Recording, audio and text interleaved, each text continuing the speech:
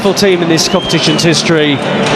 And let's see if Madrid deliver as Hansi Flick and Carlo Ancelotti denied the chance to meet up yesterday as part of their media obligation.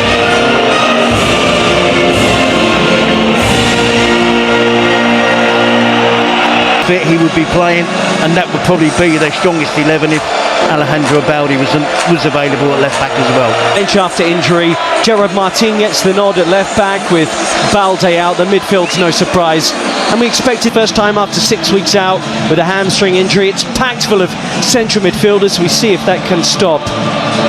Pre-final press conference about the criticism aimed at him by Real Madrid TV. There was talk of... This is going to be really important, isn't it? It was only a couple of weeks ago. There wasn't any grass in the stadium.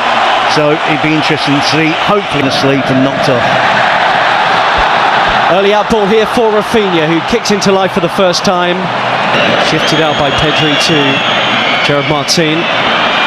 Ferran Torres, great touches, and he's...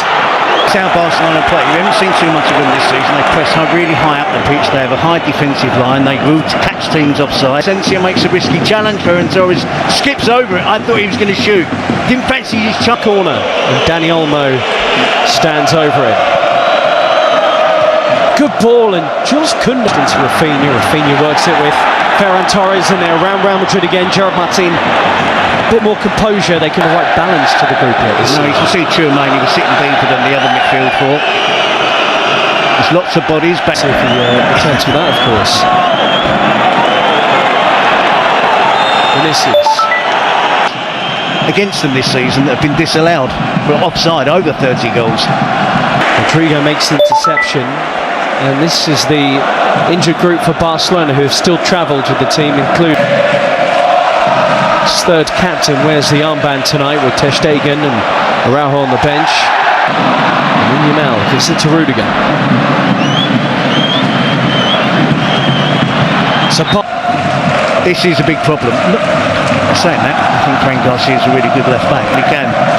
I'm not going to be critical of it because it's served him well over the years. And you go back to Casemiro and Modric and Toni Kroos in midfield. He trusts to be a massive opportunity for Fran Garcia because I do believe the left back position is going to be up for grabs in the summer. I don't think this will be the first real big game of his career at Real Madrid. And there's plenty of time in this match for him to make it. Let me down. Yeah, you might have jinxed him there. Dani Olmo trying to weave through Rudiger. And there's the speed. Then look how quickly Barcelona close down the defenders. Don't get any time to breathe, no time on the ball, no time to look up. And that is going to be key for them to be patient. Here for the first time and gets joy. Rudiger covers. And then Garcia in field exchanges with Rafinha.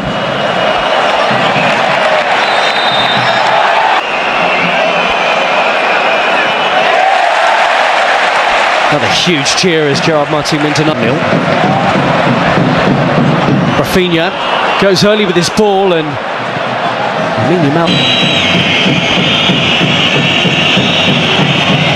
Vinicius. Rudiger takes him out, but Barca keep moving. Rafinha, Ferran Torres in the middle. A player out, try to put an end to that attack and take the yellow card. That's why they appeared. Interesting to see what the players are making of the pitch because in my opinion I'm watching it, it's slow. It's the turn of the year, they've just been on a tear in all three competitions. And it's a big surprise, I have to be honest. I'm not normally sure how the identification that you see from Barcelona now is astonishing. Lamine Yamal drives! Doesn't make much attempt for it. He probably feels it's drifting. Top scorers in La Liga, unsurprisingly as a result of that number, 89 goals compared to Real Madrid's 66. They have no choice but to go tight. It's an awful lot. We said be aware of Kunde. Lewandowski, of course, is a miss. Kunde's there again! Significantly bigger, but Kunde does well to get across the defender to try and stop him. Barca goes short this time. Here's Pedri. Swept in, but there is no. Here Rafinha exchange the ball. Olmo nips in front of Valverde. What's the pass? Shifts it back to Vinicius. Has a runner in, Fran Garcia. Jules They're looking to get away. And the challenge. Accumulation of little fouls by the Real Madrid players rather than one particularly bad one. Raised eyebrow from Ancelotti, and the referee couldn't take any more of it. Gesture. Nonsense from the touchline. Pedri.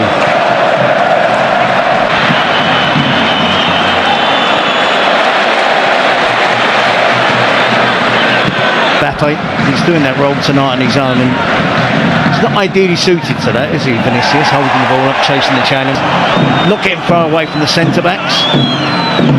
Lamine Yamal squares it. Pedri's onto it! Ignoring the attacking run from Pedri.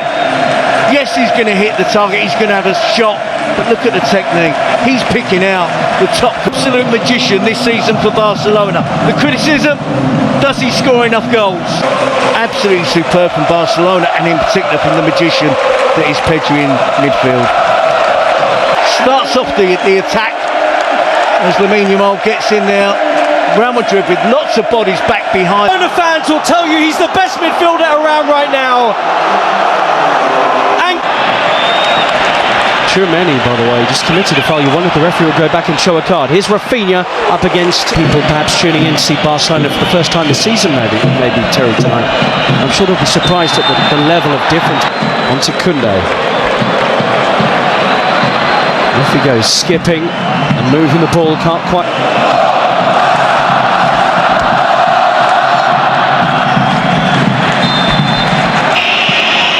Hung in towards Bellingham, who's continued his run. Dani Ceballos threads it. Bellingham finish. He's in the offside position there, and he's in the offside position when the ball is played in. And the Metropolitano. Joe Martin's forward here, slightly isolated, getting forward from left back. Help arriving right there. Any infringement would have been outside. Worth having another look at this here. Yeah, and they're looking at the penalty, Tchouameni. Ceballos, Fran Garcia. Vinicius Junior out, punches up something brilliant and tries to set away Ferran Torres. Flag stays down for now, but Rudiger's quick. Sometimes there are years that this kind of things happen all season, so I would say that could not be differently at the end of the season. So yeah, but all the injuries that we had this season, so sorry for them and for Erling as well. So and could recover speedy as quick as possible and come back. Obviously, there's still tests ongoing, still conversations to take place, but do you have any idea about how much of this season he might still be available for? No, they told me the doctors between 5 and 7 weeks. So hopefully the end of the season and a World Cup be ready. Obviously, it gives opportunity to other players. Omar Mamouche so far has only started one Premier League game when Erling was injured for the Liverpool game. He didn't seem to quite play as the proper number 9 like Haaland plays. Is he capable of doing that? We Is will he ready find a to do that? solution. We will find a solution for the players that we have and different other skills and qualities, but we will have another one. Thank you. Pep Erling, almost since he came to the club, has hardly been injured. How much will he be missed in terms of the way that you play? As I say, he's played in virtually every game. We don't have another player with his skills or his specific qualities. We know that, but we have to adapt. And since many years we play for different ways up front. It depends on the quality of the players. So we are going to try to find a solution. You speak a lot about the fans and the fans backing. The fans are holding a protest tomorrow before the game because they're not happy with the way that the ticketing has gone, and clearly they don't believe that the club is acting in the right way. Have you got any sympathy for them? Have you got anything to say to them? Obviously, you're the visual place. Of course I have sympathy. When the fans can express the good moments or bad moments or feelings, it's because the team and the club is alive.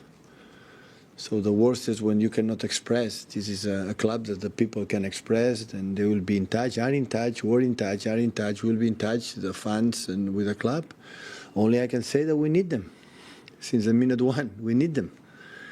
we are playing for the next season, be together in a Champions League, and we need them. So and the people can think about it whatever they want, but I know how tough is Leicester. I'm impressed how they played the last 2 games. They played really well against Chelsea and Aston Villa. They played really good in different ways. They are using new patterns, and they did really well. It's only I'm concerned, and we need them. We need them desperately, to achieve our success to be in the Champions League again.